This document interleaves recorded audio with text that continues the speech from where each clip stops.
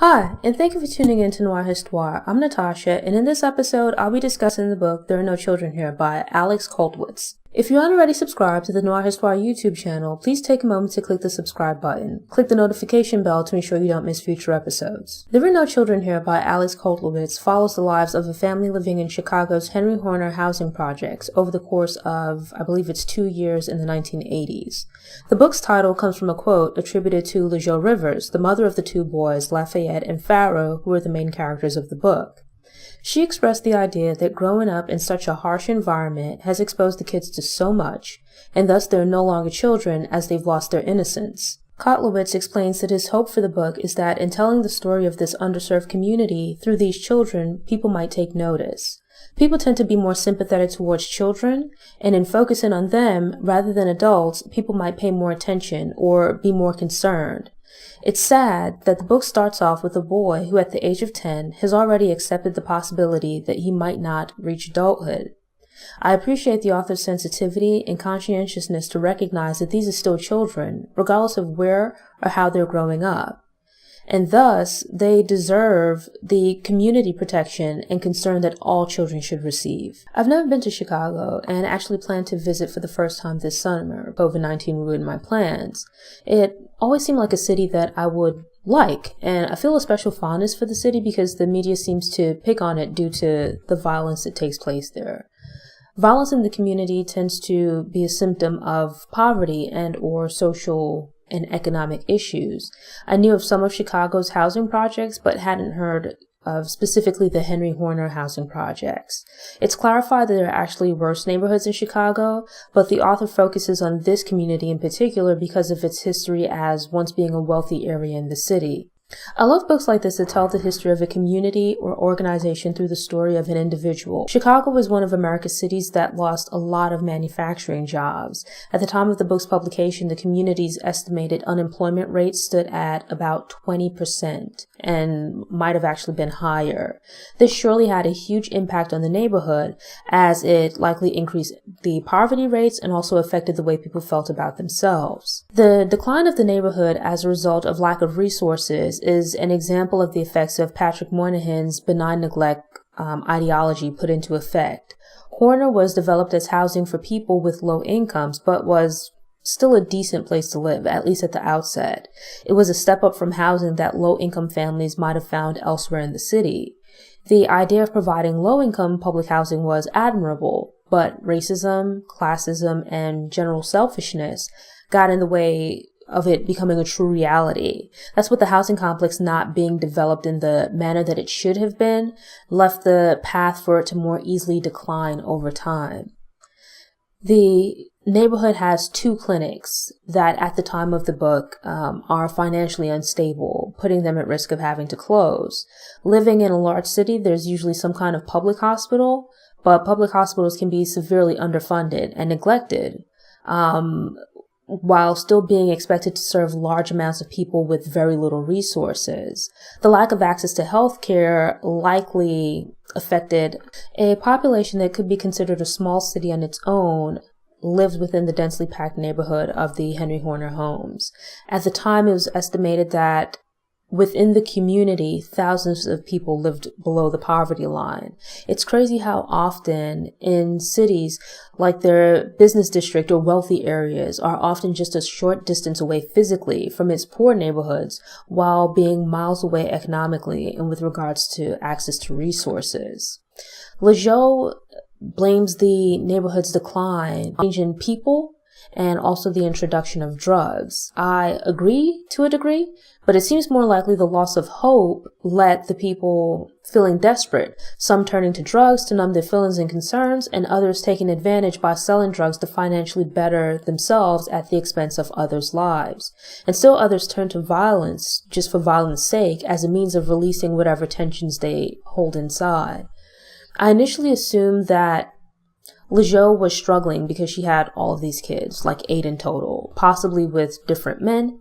And when the relationships didn't work out, the men abandoned her and their children. This was an incorrect assumption for which I apologize. In actuality, the children came from what at first glance should have been a solid family structure. LeJean was married to the children's father, Paul, for 17 years. All of the kids had the same dad. Their parents were married, but yet still, because the father wasn't actively present in the way the family needed him, they struggled. Because Paul was physically present at times, but primarily absent in any meaningful way, LeJean turned Lafayette into her quasi-husband. Keep in mind that this is a preteen boy, a child, but he's being burdened with the responsibilities of a grown man. It's fine to ask the kids to pitch in around the house by helping with chores, for the older kids to walk the younger kids to the short distance to and from school, but it's something else to ask this child, who's already shouldering the burdens of living in this neighborhood, to also bear the stress of his mother's worries about bills, finances, and the family's survival. It plays into this erroneous idea of when there's no adult male present, a male child becomes the man of the house. Lafayette is a child, and for as long as possible, should be allowed to be one. Throughout the book, there are instances of Lafayette seeming incredibly stressed out, and some situations where he internalizes his feelings and hurt because he's unable or unwilling to share them. And then when stressed, lashes out violently at the other children. He pents up his feelings and then has these explosions. It's unhealthy in a young child, but it's also unhealthy in an adult, but can be dangerous both for him and those around him as he gets older. It's one in a string of examples of people within the book using unhealthy means to manage the incredibly stressful situations they face in their everyday lives. Many of the community's residents are fatalists because they're surrounded by violence and despair with no clear path out. The kids and LeJean worry about the likelihood of them surviving to adulthood. LeJean goes so far as to take out burial insurance for her 5 youngest kids. On the one hand, I feel like that $80 a month for a family that's struggling financially could be impactful if used elsewhere. But I also understand the unfortunate reality of not wanting to deal with financial worries should one of the children pass away and you now have to bury them. Consider that when children are born into some families, they begin setting aside money to pay for them to attend college. Yet in this environment, your mother sets aside money for your possible burial. Just think about that for a second. The book tells a story of this family, but also the development of the city's housing projects. I found the chapter about public housing to be very interesting. I'd previously read and heard bits and pieces along the way, but it was engrossing to read a detailed account of how things went awry. I've seen pictures of project buildings and their interiors, so I was familiar with, what they look like as a result of being poorly maintained and damaged by neglect, residents, and gangs. Yet it took on a new perspective when I learned that the buildings were poorly constructed to begin with, and they were built in areas that were already very poor and having issues because white politicians didn't want the people that would have been living in them in their neighborhoods. That what should have been a step up for the new residents was designed from the outset to be more of a lateral move, essentially keeping them in the same position, just moving to a new location or to new buildings. Another thing that Chicago is known for, or at least that I know about Chicago, is that there are gangs. Much as in LA, gangs started out as just small neighborhood cliques. Some had social justice aims, but devolved into violence when they got involved with selling drugs and other criminal activity. But it's somewhat refreshing that most of the boys try, or at least start out trying to stay away from the gangs, because they realize that they will cause more problems for them rather than offering solutions. I appreciate the concept of these young people organizing within their community, but couldn't get with the idea of them using that power to further victimize their neighbors. The crazy thing is that some Chicago gangs gained legitimacy by working with the government and other organizations, and these organizational structures allowed the gangs to maintain a stronghold over their neighborhoods. I've always assumed that, as with other major cities, Chicago had been overrun by crack, but the author explains that that wasn't the case. To maintain the domination and prevent the proliferation of independent hustlers, the idea is presented that the gangs helped to keep crack from taking over the city as it had done others. I grew up in Brooklyn during a time where it was still a fairly rough place. And sure, I've heard stories of the craziness of the 80s and saw a few people get stabbed or shot, but these weren't frequent occurrences. I've never experienced having to duck for cover on my way home from school or having to drop to the ground in my home to avoid stray bullets. it's not anything I ever had to worry about. These kids' neighborhoods sound like a war zone. Pharaoh is my favorite character out of the book's main characters. I mean, he's my favorite character overall. I'm also fond of his friend Ricky, who seemed to be struggling while putting on a front of having it all together. In some ways, the two seem to be, well, they're very different, but they're actually reflections of each other, in that they're both tender children growing up in an incredibly harsh environment. Pharaoh fiercely holds on to his innocence in childhood as a means of pushing away the overwhelming problems and issues that plague him in his community. He's committed to school and steadfast about keeping out of trouble and avoiding interactions with the neighborhood gangs. Also, unlike the other neighborhood boys, Pharaoh refuses to fight for pretty much any reason. Ricky, on the other hand, immerses himself in the neighborhood's violence as he prepares himself for manhood and begins shedding the open tenderness of a child. Unlike Pharaoh, Ricky can't read very well and thus struggles in school, but he excels on the street. Feeling a deep sense of loss following the death of another young man to whom he was very close, he turns his grief into a driving rage that seems to only be released by moments of violence. Questioning people's lives and parenting choices is a touchy subject, but it's a huge part of the book, so I think it's open for discussion. LeJoe and Paul met while in their teens, and LeJoe gave birth to their first child when she was 14 years old, and their second at 15 years old. Part of the problem with teens is that quite often they're not fully considering all the possible consequences of their actions. There are multiple examples in the book of teens having no stable source of income, and sometimes not even housing, yet having multiple children before the age of 20. If you're already struggling as a child, how much easier will life get if you add a child or several children of your own to the mix? I think because so many people in the community are living for the here and now out of fear they can die at any moment, there's no real thought or planning for the future. If it's hard for adults in the neighborhood to find work, how well will a teen fare in trying to find work to support themselves and a child?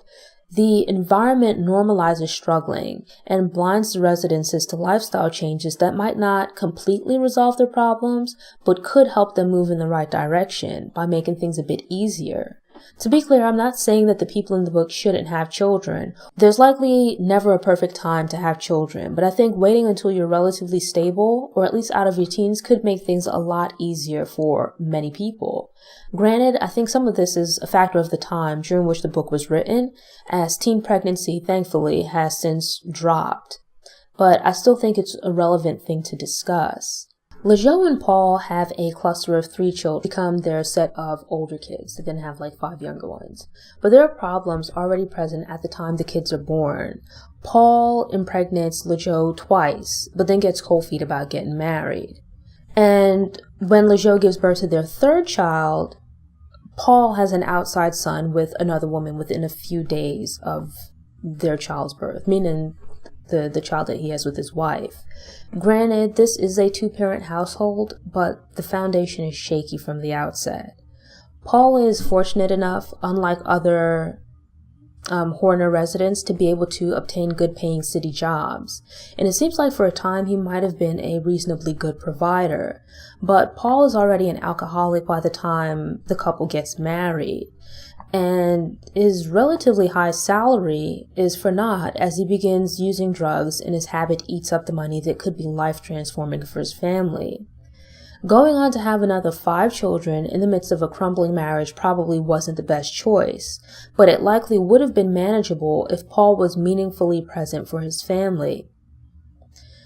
LeJoe seems to be a good person who undoubtedly loves her children. But at the same time, she seems incredibly passive to the point where she's unwilling to advocate for herself or the children.